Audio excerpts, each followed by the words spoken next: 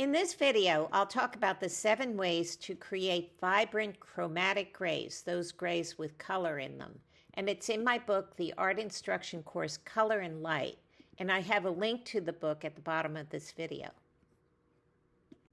There are some general rules that the painter should follow when mixing paints to avoid wasting and turning your mixtures into accidental mud. So always start with the lighter and weaker element and slowly add the darker, stronger one, the one with the most tinting strength. And mixing depends on 2 main variables, the value of the color and the tinting strength of the paint. Now, for example, yellow and violet. Yellow is very light and violet is very dark, so we need much more yellow than violet. But in addition, violet tends to have more aggressive tinting strength. So for that reason, in addition, we add very little violet to the mix. Now, what about red and green?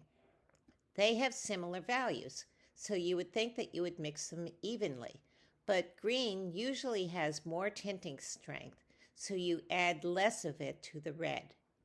And then orange and blue.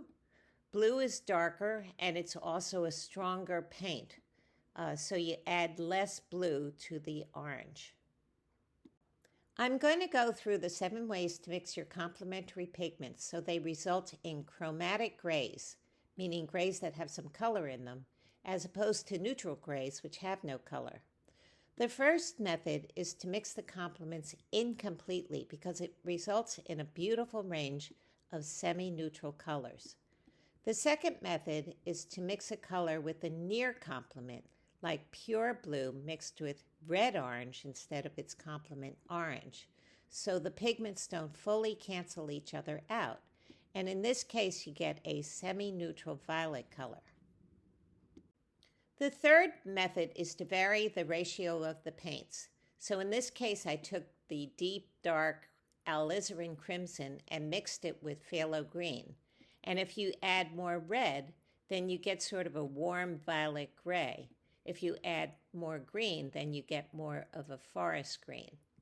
The fourth method is optical mixing, where you juxtapose dots of contrasting colors, and the viewer's eye blends them together, and it results in a beautiful vibrating quality because all these dots retain their saturation.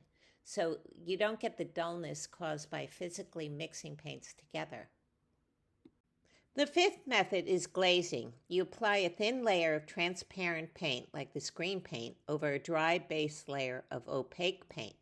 The light passes through the transparent top layer, bounces off the bottom color, and reflects back to your eye, resulting in chromatic grays that have a 3-dimensional quality to them.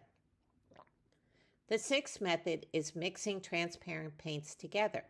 Because these paints are completely free of chalky fillers, they allow light to penetrate the paint entirely and bounce off the white canvas underneath. And in this case, you can see the red strokes, the blue strokes, and the purple strokes. With scumbling, you take a dry brush with a tiny amount of opaque paint and drag it lightly over a dry underpainting.